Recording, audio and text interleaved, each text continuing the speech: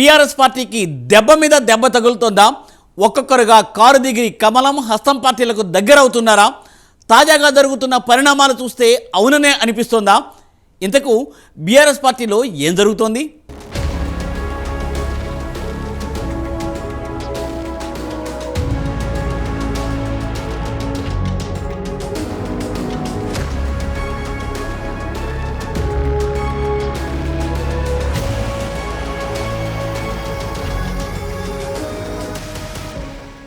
Party అధికారం కోల్పోయిందో లేదో మళ్లీ అధికార కేంద్రానికి బీఆర్ఎస్ నేతలు దగ్గరవుతున్నారు.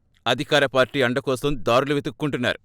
ఇప్పటికే కొంతమంది సీనియర్స్ బీజేపీ, కాంగ్రెస్లో చేరారు. ముఖ్యంగా బీఆర్ఎస్ సిట్టింగ్ ఎంపీలు బీబీ పాటిల్, పి. రాములు, మాజీ ఎమ్మెల్యే సైదిరెడ్డి బీజేపీలో చేరగా, పెద్దపల్లి ఎంపీ వెంకటేష్ నేత హస్తం గూటికి చేరారు. ఇలా నేతలు ఒక్కొక్కరుగా చేజారటం గులాబీ శిబిరంలో ఆందోళన రేపుతోంది.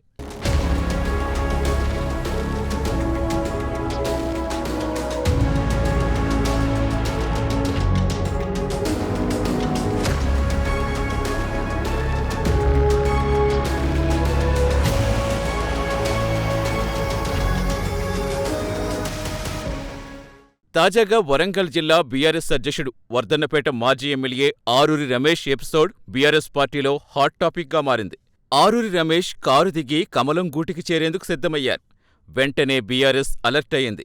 రాజకీయ హైడ్రామా మధ్య మాజీ మంత్రి ఎర్రబెల్లి దయాకర్ రావు కేసీఆర్ నివాసానికి ఆరూరి రమేష్ను తీసుకొచ్చారు. కేసీఆరే స్వయంగా రమేష్ పార్టీ మారకుండా ఒప్పించే ప్రయత్నం చేసి వరంగల్ పార్లమెంటు అభ్యర్థిగా కడియం కావ్యను ప్రకటించారు. అయితే వరంగల్ లోక్సభ నుంచి పోటీ చేయాలని భావించిన రమేష్ బీజేపీలో చేరటం ఖాయమైంది.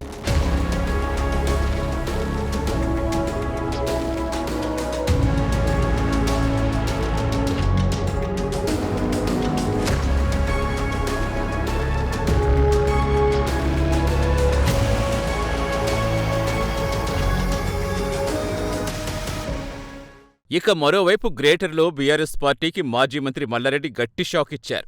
బెంగళూరులో కర్ణాటక డిప్యూటీ సీఎం డీకే శివకుమార్ను తన కుమారుడు భద్రారెడ్డితో కలవటం రాజకీయ వర్గాల్లో చర్చనీయాంశంగా మారింది. 1-2 రోజుల్లో కాంగ్రెస్ అగ్రనేత ప్రియాంక గాంధీతో మల్లారెడ్డి భేటీ అవుతారని టాక్ నడుస్తోంది. ఈ పరిణామం బీఆర్ఎస్ హైకమాండ్కు మింగుడు పట్టం లేదు. నిన్న మొన్నటి వరకు మల్కాజ్గిరి బీఆర్ఎస్ అభ్యర్థిగా తన కుమారుడు పోటీ చేస్తారని చెప్పిన మల్లారెడ్డి ఇప్పుడు ప్లేట్ ఫిరాయించటం గులాబీ పార్టీలో ఆందోళన కలిగిస్తోంది.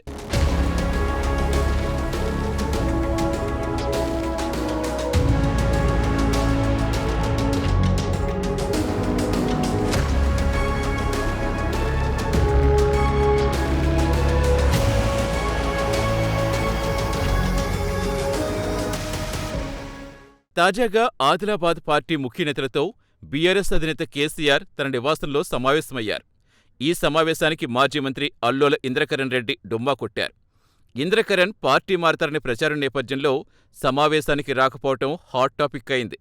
ఇప్పటికే ఆదిలాబాద్ జిల్లాకు చెందిన మాజీ ఎమ్మెల్యేలు కోనేరు కోనప్ప, విఠల్ రెడ్డి కాంగ్రెస్ గూటికి చేరటం దాదాపుగా ఖాయమైపోయింది. లోక్సభ ఎన్నికలకు ముందు బీఆర్ఎస్ నుంచి పార్టీ ముఖ్యనేతలంతా పార్టీని వీడ్డం గులాబీ శ్రేణులను నిరుత్సాహానికి గురిచేస్తోంది. లోక్సభ ఎన్నికల నాటికి మరికొందరు గులాబీ పార్టీకి గుడ్ బై చెప్పటం ఖాయంగా కనిపిస్తోంది.